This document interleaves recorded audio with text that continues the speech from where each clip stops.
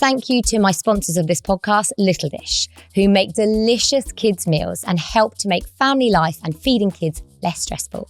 Welcome to How to Feed with Charlotte Stirling-Reed, the parenting podcast which offers reassurance, confidence and advice on how to feed your baby, toddler and your whole family. We're sponsored by the wonderful guys at Little Dish and recording the podcast today from their headquarters, so a big thank you to them for hosting us. Today we are speaking to a viral sensation about all things vegetables and how you can make mealtimes fun and get the whole family involved, about what to do when your little one hits the dreaded beige stage, and finally, how you and your own relationship with food can be passed on to your little ones. So with all that in mind, I am so pleased to welcome to the podcast Instagram superstar Imogen Horton. Imogen, thank you so much for being here and coming on my podcast today. I'm so excited to be on here. Honestly, and I just say, I'm such a fangirl as well, because Charlotte has literally helped me with, with both my babies. And without you, I honestly wouldn't have known how to navigate anything. You've been such a support, but your books have been, like, even now, we'll obviously go into it, but even now when we have certain days where maybe my toddler's being fussy and stuff, we go back to the books. Spencer's still making the carrot muffins, which are my favourite things in the world. And just having that stability and that core to always refer back. Honestly, you've helped me so much. Honestly, that makes me so happy, because that is exactly what I want those to be there for. And you know, on this podcast here, what I'm trying to do with this is I want people to feel the reassurance. So, you know, that's one of the reasons why I wanted to bring you on. You're so honest and you're so open. And can I just say, I absolutely love what you do on your page. We do. There's so much love right now. But I love how you share the honest, relatable, and also how, you know, you're so 100% yourself. And I'm sure a lot of your followers love that as well. But for anyone who doesn't already follow you and who is missing out big time, do you want to do a little bit of an intro to who you are, family, kids, all of that? Okay, so my name's Imogen. I started YouTube about 7 years ago. That was my thing. I graduated from uni, did an acting musical theatre degree, and was like, oh goodness, where do I go with this? Long story short, I'll cut all of that out. But now I am a mum of two.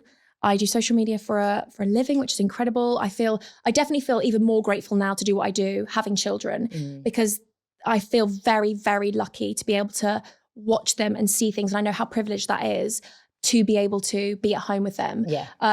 It's hard sometimes, of course, because I'm trying to work and then they're, you know, but I'm so grateful. So yes, I just document my life really. I was talking to my husband actually about it the other day, how my channel definitely completely took a pivot becoming a mum. And I didn't really know where I was. I used to do makeup. That was my thing. And then who has the time to do makeup sometimes, especially being, you know, with two. So I've done it today though, so I'll make the most. Absolutely beautiful. It's because I haven't got anyone with me, so I've got to make the most of it. But and now I just actually get to be myself. I get to dance in the living room, which I did before I even filmed it. I get to do funny little acting things with my husband, and I just feel that I'm very lucky now that I get to feature them, not heavily, you know, it's not completely around them, but be a mum, be a working mum, but also get to just do whatever I want, and that's a lovely thing to be able to share the realities of it. Oh gosh, and yes. I mean, I think I wanted to ask you, why do you think that it took such a pivot when you became a mum? Why do you think that is a turning point? And why do you think so many people want to follow mums on Instagram and see that reality? Yes, I do. I was actually at an event the other day and we were talking about how Instagram needs more reality. But I was also talking to some other people who were explaining that it's just a really hard one. Because being raw, being open, being honest is an amazing thing, and it heals people, it shares, it helps, because God, we all need that. Yeah. But it's really hard because the minute you are open, the minute you are honest and raw, you do open yourself up, and sometimes you have to protect yourself, but then I just can't filter. Yeah. So I should protect myself more and probably be a bit more like, but I actually hope that I can help people. I don't think I could be any different. How is feeding in your family at the moment? What are meal times looking like for you right now? Well, we're getting, to be fair, where we're at right now is a lot more positive than we were, I'd say, a couple of months ago. Okay. Renalia was, oh wow. I'm lucky, both my babies have been amazing eaters. Sorry, I've got a 2.5-year-old, she's 3 in September, and I've got a 10-month-old and she's 11 months on the 11th. So I don't know when this is going up, but she's 1 in August. So I've got a September and August baby. Different temperaments, completely different humans. Like, wow, just they're always going to be different. But both of them weaned beautifully. The baby-led weaning thing was just It was just beautiful. Yeah. Any person that would see them would be so fascinated by them picking up their food. And it was a beautiful thing because my parents did that without really knowing much, but also wish they'd done more and they really got to join this journey. But then we hit sort of the toddler stage. And I know so many people listening will be able to relate to this. It was like, my baby would eat mackerel for breakfast. She was eating everything, spicy foods, everything, not too spicy, but spicy foods, salmon, she'd eat everything. And then suddenly was like, oh, all I want is beige. And I was like, oh, honey, what are we going to do here then? But I realized that the pressure I was putting on myself to give her this food and, make her eat it, she's never going to eat it. So what I've done is what you've suggested to me. And this was the best thing you could have ever suggested, because putting it in front of their face and letting them smell the smells, eating that food, we're not going to let her go hungry. If she's not eating that food, she went through a really funny stage of anything with sort of a red sauce, bologneses, anything with lentils, anything that was saucy. So what we did was we would make her a separate food, but not offer it straight away. Yeah. So she could have her meat separate to her pasta. But we would offer her the meat and we would say, can you just try it? You don't know unless you try it. And she would say, no. But eventually sometimes she'd give in. And actually my husband, I wish he was here today because he could tell you something that has helped us so much. I know this is going to sound so random, but I'm going to butcher it, aren't I? Is it what's the thing the doctors use?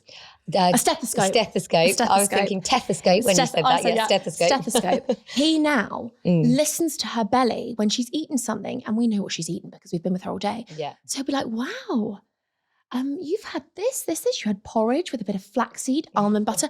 And she's like, oh, is it still in there? Oh, my flies are running low. Looking down at the tummy. Oh, goodness. But anyway, now she eats more because she wants him to listen to her belly. And honestly, she'll say no to that meal and she will eat it because she wants us, even if it's 3 mouthfuls. But offering her the food has been the best thing because yes, we will substitute it, but we don't, I know it sounds bad, but we manipulate it a little bit. We won't say, okay, here, have the food you want. We will say, do you know what, actually? You've smelt that enough and you've looked at it enough and you've tried a little bit. Mummy's going to actually make you have the other one now. So I make it seem like I've got the control. Yeah. Because we realised quite early on that it's all this control power balance that they want. They want to know she'll give in. Yeah, it is absolutely. This fight. It really can be, yeah. So sometimes Spencer would say I'd undermine him a bit. So now what I do is sometimes Spencer might be a bit more, he's maybe probably the badder cop than me, but that needs to be, and we both are on the same page, but maybe sometimes he'll say, oh no, you need to eat that. And then what I will say is, I'll go and speak to him and I'll say, Daddy has forgotten that you've got the tortellini pasta. And he'll be like, oh yeah. And he'll give it to her. So no one's been undermined. Yeah. She'll still eat it. But in that fussy stage, we really realise that there are certain things she does love and they are healthier. Yeah. So we did give her that quite a lot. So sometimes you've got to stick with what you know. Yeah, so you focus on the foods that you feel that she is enjoying at that time. So pastas, we'd swap them out for brown rice pastas or other pastas which we felt were getting a bit more fibre into her because we knew she'd eat pasta. Yeah. But we'd try and get the better pasta, She loved salmon. We'd give her a lot of salmon. She loved cucumbers. We'd make sure every plate had the things she liked. And I felt like that's why we're kind of coming out of it. But sorry, I do keep speaking. No. I love it. It's really fascinating. And I think, you've touched on so many important points here, like the fact that, you and Spencer working together on it, the fact that, quite often when children go through fussy phases, it's because they want some control. They're trying to get their own independence. And like you said, I can't tell you the number of families who, I see they'll say exactly what you said. My little one ate so well. And all of a sudden they've hit those toddler years and boom, they're starting to be really picky about what they will eat. And the first thing I always try and say to parents is it's so normal. Like it really is expected. And hopefully, you could see that when you were kind of going through it. You knew it was bound to happen. But, was it specific things that Renalia was fussy about? Was it like the way it was served? Or, it sounds like she did eat quite a variety, like whole grain pasta and salmon. So there was still plenty of variety. But for you, she just really limited. Nothing with the sauce. Okay, nothing with the sauce. Yeah. And what we've started doing now is giving her a bit of passata and letting her put it on her food. Love that. And she loves it. Yeah. She loves that level of independence. We got her different plates. I know it sounds silly, but we let her choose her own plates. Disney Princess ones, she loved them. Her own cups. Things like that allowed her to have choices that when it came to the food, And we rode it out. It out. She wasn't going to bed hungry.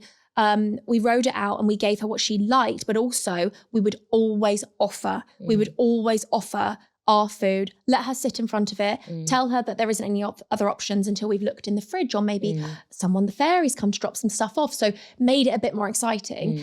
And actually it was the sauces, but I do think it must be something to do with like a sensory. They hit this age and they're like, I don't like that texture. Yeah. It could be anything like that. And I really do believe that they do come back round. So I do think if there's anyone listening that's really thinking that their child's just going to live off cheese sandwiches or bread forever, they won't. They actually just won't. Yeah. They were once a really good eater. And even if they weren't a good eater, their palates changed all the time. Yeah. I remember when my dad was a chef growing up, and I loved all food but pies. I never liked pastry. I loved a croissant, but I didn't like pies. I found it thick, I found it stodgy. And my dad would homemade these pies for 8 students and his kids. We were living with students at the time. And I remember him making us sit there until we left the table, and that was their approach. Yeah, absolutely. And, fair play to them, because that's the way they did it, and we ate it in the end. And they'd say, there are people out, and I think it's because they had difficult upbringings. They take us to see homeless people. We'd always give food after dinner. My parents would always make sure any leftovers were taken. And he'd always show us how grateful people were to eat it. And I know we're not going into that now, I get it, but I really do believe that my parents have definitely, they lived a different life. It was different back then, and we're much more open with things now. But yeah, I just think we all go back to those foods, don't we? And even if, I like pie now. I love pie. Yeah. I love pie. Yeah. Things change. Our palate changes. Yeah. Even in my age, I'm 31. 2 years ago, I started liking different things. Pregnancies can change your food and all so it's just know that, hang in there, because it does get better. Do you think we're keeping on offering? Was that something that worked for you? Yes. Yeah. I do think, because I do think they need to see positive eating. So all of us eating at the dinner table really helped. I do think as well, seeing her baby sister eat those foods, because we all eat the same. Yeah. Oriavella has our food except the salt. Yeah. And she eats everything. But I've noticed just lately as well, she's obviously in this stage where she got a bit fussy with food that she loved. So I was a bit like, oh, she loves her porridge. She loves that. She loves her pasta with lentils and leeks and all these things.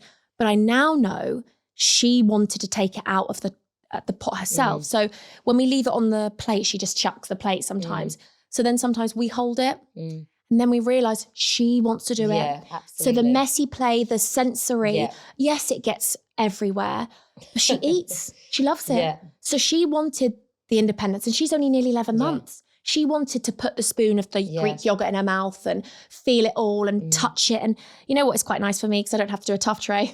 So she can just have it on the... I love it. I think I talk a lot about that way of eating where you're kind of offer a variety, you let children explore, because it does offer that independence. And it sounds like that's very much what you've done. So you mentioned about having like different courses and different options that Renalia can help herself to. And the thing with kids as well is that they can't tell you what they want. That is amazing that you've discovered, what Oriavella wanted in those situations. So you've been able to work it out. But quite often we see children refusing food, turning their head away, pushing the plate away, crying. And we immediately almost think they don't want this, or they're not going to like this food anymore. I'm not going to offer it again. Whereas what you're saying is that actually you do keep offering, you eat together, you've kept trying similar foods. And also you've allowed them ways to explore it in different ways. So buffet meals, feeding themselves. Yeah. And I think that is really important because you are giving them that independence without allowing them to completely take control of the mealtime and still following we decide what they eat, but let them decide how much they want. Yeah.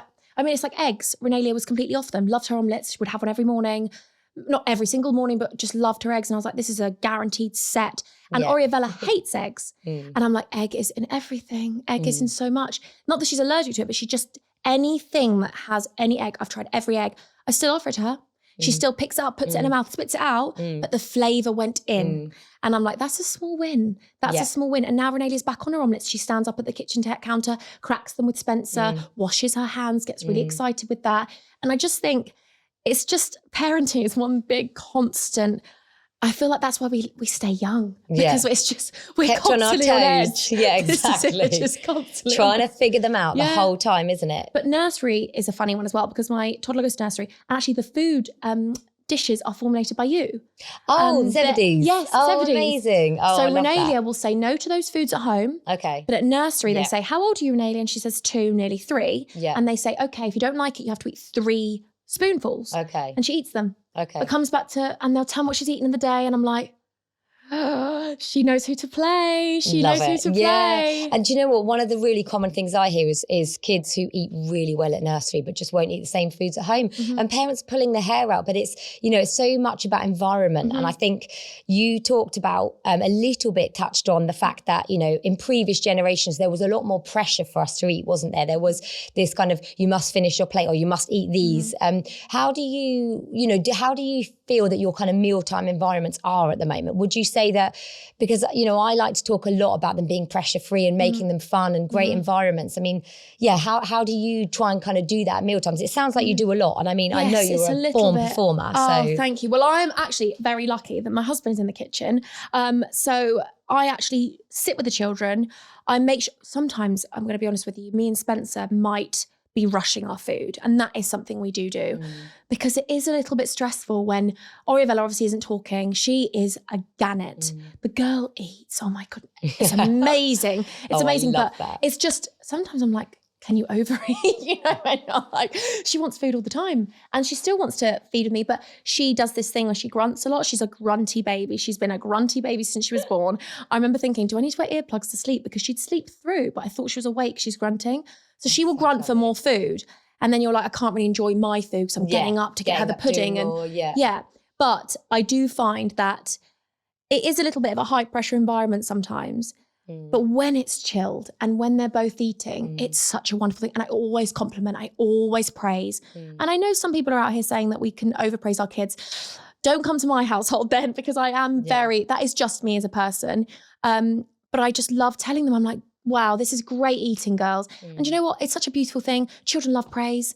They love to know that they're doing a great thing by eating good food. And I say about how daddy made this and that's mixed with this. And I think I just think the more we include them, but yeah, sometimes mealtimes have been stressful, especially when Renee is constantly refusing it. I'm not going to lie and sit here and paint a perfect picture because it has been stressful. I think that's important to show because I think so many parents will really relate to that mealtime. And I think especially, anxiety. I found it really hard when we had 2 to feed and you're thinking, hold on, I've got to feed both of you. I've got to keep my eye on both of you and I've got to feed myself and I've got to make sure that I'm offering, a nice variety. It's a massive amount of pressure for us, I think, as parents, right? Those mealtimes. Like when we were weaning Oriavella, obviously she wasn't eating our meals straight away. She was having your set books. It was like broccoli and then, all those things. Yeah. So then Spencer was actually making basically 4 dishes, 3 dishes, because ours obviously had salt in it. She wasn't eating it yet. Then we'd have Oriavella's weaning stuff and then Renee would be eating different. Completely. And we'd be like, so we try to just make it as easy as possible. But what would you say to parents who are in the thick of that? Because I actually found that, I myself found it and I'm, this is the field I work in. And I remember waking up in the morning thinking, how am I going to feed both kids and myself today? And it is quite stressful, and it's, it's so amazing. And you don't have really Spencer as a parent around. Sometimes because like the other day, Spencer he's really like, I want you to eat. But when I'm eating and they want to eat my food, oh goodness, they're eating my food. Because they're my babies. And if they're eating, I am happy. So like the other day, they'd already had so many, they'd already eaten, I think Oriavella was having sardines or something absolutely so smelly on her fingers. And then she came over and started taking a spoon to my porridge because I was sat down playing with them.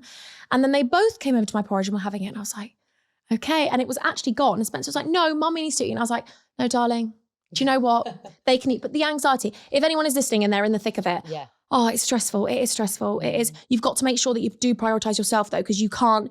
This is one thing I have realised definitely with 2, you need to keep going because if you fall apart, then everyone falls apart. Completely. So you do need to prioritise yourself, but it's all a stage, isn't it? It's all a stage. Everything's a stage. Like very different and off topic, but I was up with my daughter and I have been up with my daughter. She did do a big chunk of sleep from like 11 months. She slept through the night, got very ill at like 14 months, went on steroids. It was really difficult. And then she slept again and then hit 2, all this language came. And we're very much in the thick of it of not sleeping. And I know this sounds silly because you're allowed to moan, but perspective is a beautiful thing.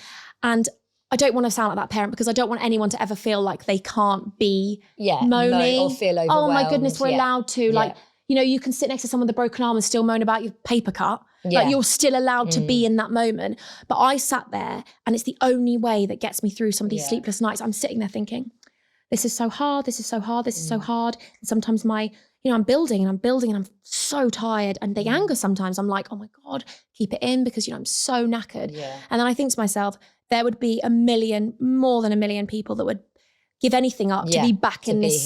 Sorry, I'll start crying in a minute, but there will be anyone that would give anything back to be in this moment with their child or whatever. So I know we're allowed to moan, and goodness, I moan. Yeah. But perspective helps me. And it might not help everyone, but for me, I'm like, okay, they're not eating this, but how lucky are we to be able to give them food that one day they will eat? Absolutely. And we live in a very fast-paced life now where everything is so accessible. And I think my parents especially, grew up with nothing, that they made me appreciate food. And they made me sit at the dinner table and eat my food.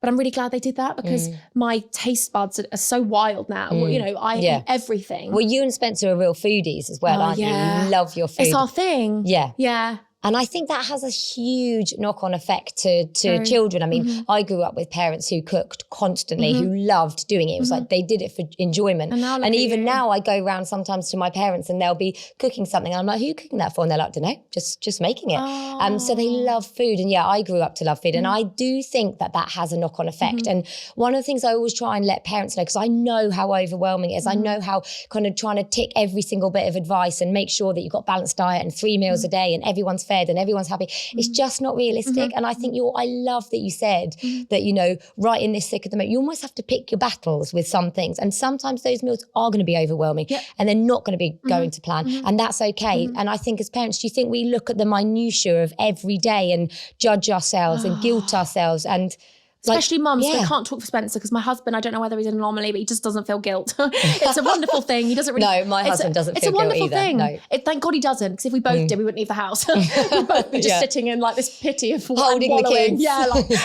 doing whatever they want.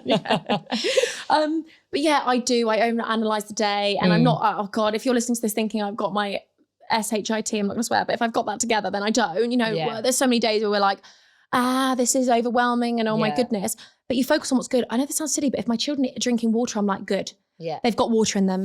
They are, they've got food in them. I know they've got food in them. They're not malnourished. Yeah. They've got things that they are accessible to eat, and there's things that they can eat. But how much do we overanalyze everything? How much do we feel rubbish about everything? But I bet they've eaten something. I bet if we're overanalyzing something, we're like, oh my God, they didn't eat this, they didn't eat that. I bet they ate something. Yeah, exactly. And if there's one meal that you can get something in them that's good, I always find that Renee eats lots at breakfast, less at lunch. And then when she's been at nursery, she loves a big dinner. But sometimes when she's with me off on the days, she doesn't eat a massive dinner, but she's snacking throughout the day. That sounds so like Ada. Yeah. She's really like she never really liked breakfast. And I was so baffled by it because Rafi was a massive breakfast eater. And even now he, you could keep giving him portions and he's like, yep, still going. Whereas Ada gets bored. She'll eat a few bits and then she'll be like, I finished, Mum. And then she gets down and Raf just stays at the table like, I'm not leaving this. So they're so different. And I think, it's so hard for us to not analyse everything and, have they had all their fruit and veg? Have they had enough fibre? Sometimes parents write to me and they'll ask, I've read your blog about iron and I know they need to get this amount and I've had a look at how much they're having today and I don't think it's enough. And it's really hard to say, but try not to worry about that tiny little detail because exactly like you said, they are loved, they are fed, they're being offered a variety of 3 different meals a day. We're doing our best, they're going to be okay, Well, I think that's so important. The fact that people actually care that much, I think it's a wonderful thing that you are getting so many people saying, I need them to get this, because goodness, those children are loved. Yeah, exactly. You're doing enough just by asking that question. Some children, let's be completely honest, some children aren't even fed. They're not fed. Yeah. The fact that you care so much that they're getting their things in is a beautiful, beautiful thing. They will grow up to know and love food. Yeah, exactly. It just might take them longer. We were speaking earlier about it, about how everything can be developmental. My toddler doesn't sleep. My baby slept through from 2 months. Did I do anything different? Absolutely not. Yeah. I wasn't any more chilled. Yes, she needed to slot in a little bit, but I do think we all come to things in our own time. My little brother is 20, and I definitely think my little sister who's 13 is maturity levels are beyond him in every single sense of the word. But I know one day it will click for him and he will realise that he doesn't have to prove to be this big man, lad, whatever. But some people just go through things slower, quicker. Yeah. And I do think comparison is the thief of joy. And that's why it's so important to have podcasts like this and so important to be honest and open on social media, because that's the reality of some people. Listen, if you have 2 amazing eaters, 3 amazing eaters, 1 amazing eater, brilliant, amazing. But some people don't. And that's also still amazing because that's your child. Yeah. You know, the harder we try, I sometimes think, the more you try and force something, and I think it breaks. Yeah. I think the more you go, do you know what, today I'm going to take that small win, not worry about that one, and try and just, we go another day. I always say it's another day. And don't compare your ex-child to a Y-child. We all have different children. Because like you say, you know, we're talking today about our 4 children who are all very different with their sleep, their eating, their behaviours when they walk, they talk, they crawled. And I mean, honestly, if there's a message that I want to get across to parents, it is that. And, you know, it's one of the reasons why I really wanted to have you on, because I know you're so honest and you're so truthful about it. And you're also such a loving mum. And it's almost to say, you know, children, that's what they need. And yes, the food matters. And obviously I love talking about food and, you know, I give ideas and support in my book, but exactly like you say, it isn't about that kind of, that little minutiae. It's about the overall well-being. It's about the environment. So, you know, you and Spencer cooking, eating together, not putting pressure on, making food enjoyable, fun. You talked about things like, you know, different cups that help to make, you know. Yeah, we even brought her little mini kitchen from her bedroom into the kitchen. I love it. At one point, and we were like, you can do certain things. And we did messy play with food bits. And it's so hard and it's navigating it. But if you can come up with, you know your children better than anyone know your children, and you know ways that you can try and not manipulate them, but work them. It's about to their own personalities, basically. Yeah. You've got to adapt as a parent, haven't you? Yeah. And I think sometimes the guidelines and advice I give out, I struggle because obviously I do give out the guidelines based on evidence. But it's so important that you do that. It helps so much. But I also want parents to realise that you can pick and choose those. Like some of those aren't going to work for your child and your personality. And you've kind of highlighted a lot of that today. And you might find other ways that do work for you. And do you know what? You know, go for it. Yeah. I think one of the things I also wanted to ask you is there's obviously a lot of opinions out there. And when you know, you kind of touched on it earlier, when you share yourself on social media, there are a lot of opinions. Did you struggle with that when it came to you sharing, you know, Renalia's like being slightly fussy or being off food? How did that impact you? Was it positive, negative? Yeah, I do think the positives 100% outweigh the negative. But I don't think it's in the human brain to not sometimes pick out the negative. You know, 100 people can tell me wonderful things about the way I am as a mum. And but then the one person, it can go, but I do think since having children, I have grown this resilience. Oh yeah. And also like, I don't really give. My children are my world and my husband's my world. He's my team. I don't really care and I also think this is my way of looking at it, and it might not be for everyone. I really do believe that we've all had different upbringings. We've all had different food given to us and all these different things that you might trigger something in someone that brings up a negative emotion and a negative memory. And I think that I trigger people, and I have to remind myself that that's okay. Like, they don't have to like me. Not everyone has to like me. I've always been at school told I was too nice and all these things. And actually I tried to change that, but that's me. And if you don't like it, that's fine. Do I think we should give each other hate and send that on social media? Absolutely not. Yeah. Would I wish we could educate each other and not be like that? But you don't know everyone's situation. Absolutely. You don't know what outlet they're using. Do I want to be someone's outlet? No. But unfortunately, I can't change who I am. So I will always share. And you can come for lots of things about me and I might be insecure about that, but you can never say I'm a bad mum, and I will never feel insecure about that. You do put pressure on yourself as a parent. Yeah. You do, because you're like, oh, they're not eating. And yes, people did give backlash. People give backlash about her sleep. What am I going to do? I know in my heart of hearts I've done everything I can. Yeah, absolutely. And you know that your children are safe and loved, like we said. Exactly. And that's kind of what you have to think about, isn't it? But it's hard. It's really hard when you are the person that they kind of attack for whatever reason. Yeah. But I love the way you look at it. I mean, it's amazing. You're so positive. Even thinking about other people who are being unkind, you're having empathy with them. Oh yeah, you just don't know, do you? You don't. And it's so true. I'd like to think that they're not, people of, I'd like to think, so I want everyone to be happy and living their best life. But even in low moments of my life, I would never, ever want someone else to feel that bad. Way. Yeah. So, you've just got to think, you just send them light and love, really. Is that what you do back? Yeah, yes, normally. Or I would just block or restrict and delete their messages so they never come through again. I have to protect myself. Oh, completely, yeah. If it's anything that's coming from my children, though, I feel this like sense of like, my babies don't, But yeah, I have to just, sometimes I will kill them with kindness or send them light and love because I'm like, what can I do? I quite like the kill with kindness thing. I love the kill with kindness. I love it because they just don't expect it. Yeah. And I also say this, sorry to interrupt you, but if those people met me in real life, I actually think they'd like me. I'm actually I actually think what you see on social media, you think is this one big thing, but I actually think even if you don't like my loudness and whatever, you'd see I'm actually a nice person. Yeah, exactly. So for some people, might maybe be triggered don't want to see by that. But I do love that kill with kindness because I think, sometimes that people just do not expect it and they're almost like so shocked when you say something really nice back to them. But then you do also get the other way. But in terms of like opinions, did you have a lot of opinions around Renalia's fussy eating? Like lots of people giving you advice? Yes, and baby-led weaning. Yeah, a lot of it. Yeah. A lot of it. We did a rookie and, my little one doesn't eat an apple that's stewed, but she likes her apple. I watch her. She's in safe proximity. She's with me. Whatever you put up, you get the police. You do get the police on you. Oh, yeah. With my first, I do think you're more like, oh God, I've done something wrong. To everything, and then with your second, you're like, they're fine. They're fine. Like, they're good. Yeah.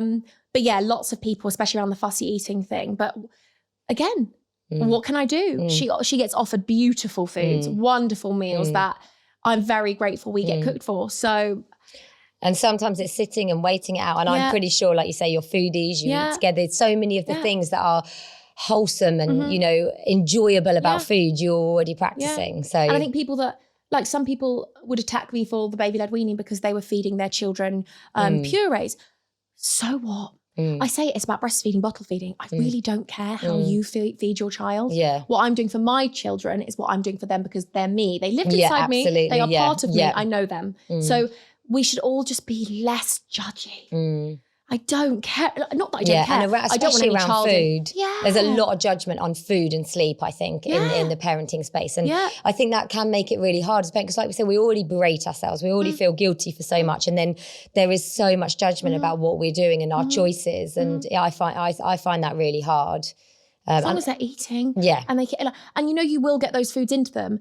And honestly, I know I say it all the time, but without your kind words when I had Renalia, I don't know if you remember, you probably wouldn't, but I did voice note you saying about how difficult I was finding it and oh goodness, she's not eating anything and I remember thinking that was why she wasn't sleeping. So I was like, she's going to bed hungry. It's not that. Trust me, it's not that. It's just her brain is wired. Exactly. But you were so supportive and it helped me so much feel less alone. So I'm hoping anyone listening to this or anyone ever listening to the podcast from Charlotte does realise that it's from the horse's mouth. Like she literally knows everything about this space. And, it's my friend. She's a teacher.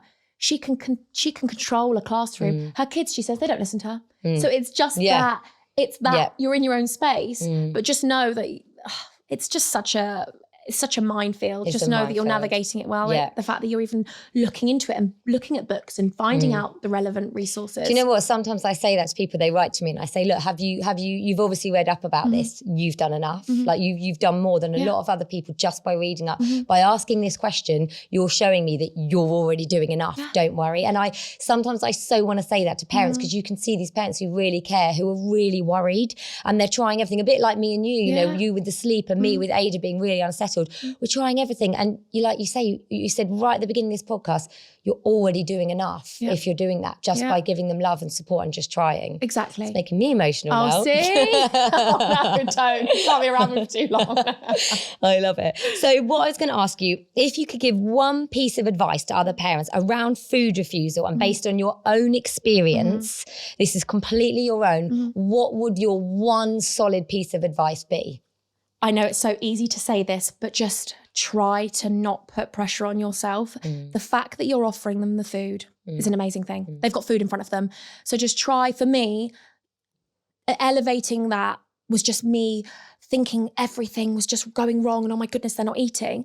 And actually when I just took a step back and was like, she's going to be fine. She does eat, whether it's at nursery, whether with her granddad, she does eat food. She's eating. She's, like I said, she's not malnourished. They are very lucky to have this food. Don't put so much pressure on yourself.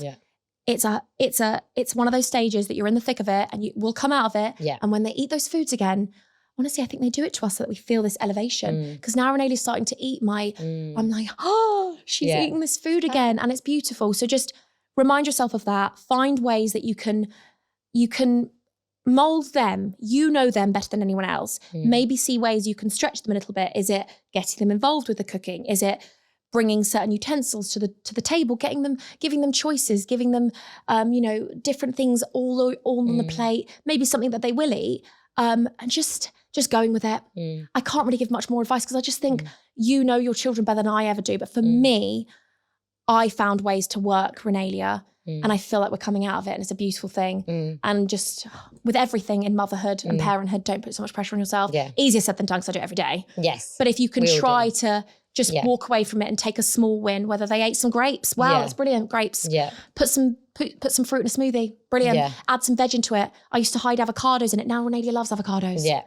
You're getting it into them. Yeah. Get some flaxseed, get some things that have good fibre in them, and you can hide these things. Yeah. If they eat one thing, if they eat the porridge, if they eat one thing, they ate that food today. Yeah, I love that. Yeah. So it's that positive, take the positives from it. Yes. And also I love that you said that Renelia's really coming out of it now, because I feel like that just really showcases, doesn't it, how sometimes these phases last a long time, don't get me wrong. And sometimes there's lots of things that you can do to help it. But, now do you look back and think, oh, wow, I get it now. That was a phase. I was in the thick of it and it was really hard. But in hindsight, what do you think looking back now? And would you have done anything differently? I think that's a tricky thing. I would probably have, I say I would have put less pressure on myself, but I probably wouldn't have. But I don't think I'd do anything differently. We rode it out. We stuck together as a team, and that was really important. Even if sometimes Spencer would have a little bit of an opposing view to me, we would make sure that we never showed the kids that, because they love the control, and you can't give that to them. Yeah.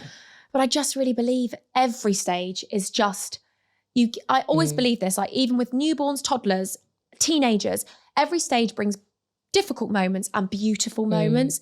So even if they get, they'll get food in them. And I think it's just a really difficult stage, but I'm so grateful that, even my older brother, not even going off topic, but my older brother would never eat any meat unless it was in a curry sauce.